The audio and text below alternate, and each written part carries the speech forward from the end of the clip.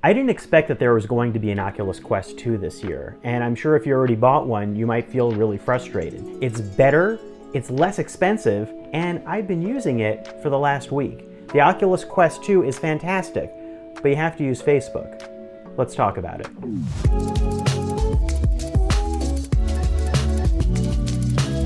The good news is that the Quest 2 really feels like a spec-bumped version of the Quest before. And it is $100 less expensive, so yeah, that's frustrating. But for people who haven't bought it before, it's fantastic news because you don't usually ever get something that combines something that's better with something that's more affordable in one device in 1 year. It's really unusual, but it's not unusual if you consider that Facebook wants more people using VR. And that's where the Quest 2 factors in. The Quest 2 is lighter. It also has a new bumped up processor, a Qualcomm XR2, that's several generations faster than the one that was on the original Quest. It also has a higher resolution display, the controllers are sturdier and have better battery life, and if you bump up to $100 more, you get extra storage, 256 gigabytes versus 128 before.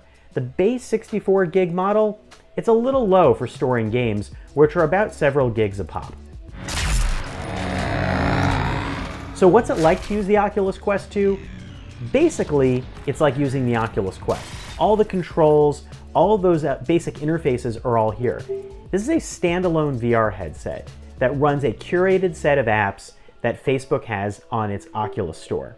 It's kind of like a game console, and at $300, it is going right up against not just the Nintendo Switch, but the Xbox One, the PlayStation 4, and the upcoming consoles that are coming this fall. Is it a game console though, Scott? I think it is. In fact, my nephew just bought one and I've been playing with him, and that's the best thing it has going. From anything like Beat Saber to fitness games, I keep coming back to it over the past year to play games, to play sports type things, to get a little bit of exercise in, and have fun. Now, that's not just the only thing that Oculus is about. There are a lot of aspirations from Facebook for social VR, for work, for some bigger future. That could factor in here too. So I do try using some monitor apps where I pair to my computer and use this as a bigger screen, and I've tried watching movies on it. The resolution improvement, which is 50% more pixels and an LCD display, does feel better, and there is a 90 Hz refresh rate that's bumped up from the original Quest that will start becoming available for apps and games. And you can read things better. I still feel like I would rather watch movies on a big screen TV. It's not quite there yet. The controls are still the same very video game-like controllers. Buttons, an analog stick, ways that dual triggers can make it feel like you're moving your hands. And then there's an experimental hand tracking feature.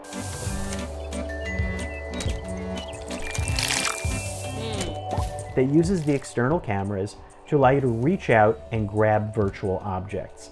That's really cool, although still not fully ironed out. But that was on the original Quest. The Quest 2 could improve things further. There are some differences in the way that the Oculus Quest 2 feels. One thing is that the eye adjustment, which is called IPD to get distance between your eyes, is a little different here. There used to be a slider, now you push to one of 3 different settings. Seems okay, I may have preferred the other one more. And the fit for my glasses is a little bit tight, although Oculus will be selling different face fit masks separately. And the strap here is more floppy and maybe not as super comfortable firm on my head. But again, there's going to be a more pro strap sold separately and a battery pack, which is good because the battery life on this is just 2 to 3 hours. And the recharge time is slow.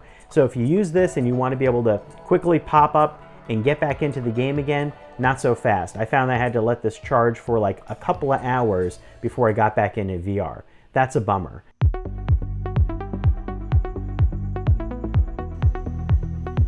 The controllers, on the other hand, these have much better battery life.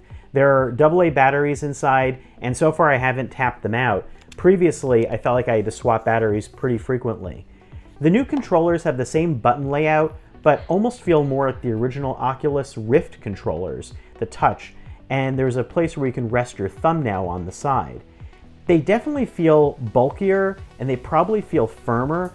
I did like the feel of the smaller Quest controllers before, And I feel like now this is a little tougher to play Beat Saber with, but I may just have to get used to it.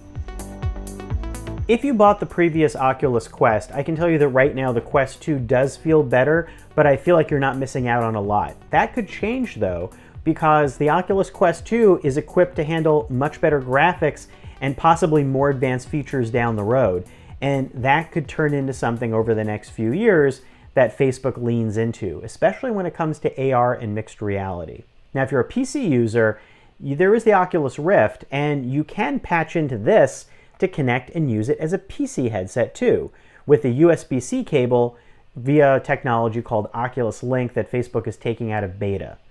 But that also comes hand in hand with the Oculus Rift going away next year. That's right, Facebook is making the Oculus Quest 2 the only VR headset in its lineup. That probably really frustrates you if you're a PC person, but there are a lot of better PC VR headsets right now, including the Valve Index, so maybe it's that Facebook is stepping out of that territory and going totally into mobile. Let's talk about Facebook and Facebook making logins mandatory on the Quest. We have to talk about that. That was something that was announced recently, and new users and even existing Oculus owners are going to have to merge and use a Facebook account to keep using the Oculus Quest 2. That is concerning if you don't want to live on Facebook. There are a lot of questions about data, about privacy, about where Facebook's going, and the future of social media. Clearly, Facebook sees the Quest as the future of social media, and that will start feeling like one ecosystem, I'm sure, over time. That could really factor in to whether you decide to get a Quest 2. For me, I still feel like the Quest 2 is so fantastic as a gaming platform, as an experience, that nothing else comes close to, that I'm okay with that for now, just because I already have a Facebook account. But I'm keeping an eye on it because I'm not wild about it. And really, I would prefer, and I hope that at some point, Facebook allows other people to set up accounts on this that are not just Facebook accounts. Now let's talk about the future. The Oculus Quest 2 as it stands now is not the final spot for where Facebook wants to go with this technology. Eventually they're going to be making AR glasses and things that are a lot more compact that are going to be on your face and be able to be worn for longer periods of time for some sort of futuristic social interaction and gestures in the real world. Right now, it's a little hard to wear the Quest 2 for longer than like maybe half an hour to an hour in one sitting. And I feel like that still needs to be conquered. There's also the social question. How much will this evolve into a social experience? I still feel like that's a little bit tough here, although Facebook does have a whole new platform called Facebook Horizon that feels kind of like Fortnite meets the Oasis, where people will be able to create games and live together. But again, in the Facebook bubble. And I also wonder when you're going to start having the ability to work and get productive stuff done. These don't connect with phone apps like iOS and Android apps yet. This is still a Facebook bubble and Facebook ecosystem of curated software. Maybe at some point you'll be able to get that Apple app or that Google app that you always wanted and play it back on a headset. But that's the future. At the moment, at $300, I think the Oculus Quest 2 is clearly the best VR product for that price, and one of the most exciting things that I've ever seen. What will Facebook do with that and what will it become? I do not know. I'm super curious to find out, and I'm sure we'll find out a lot more over the next few years.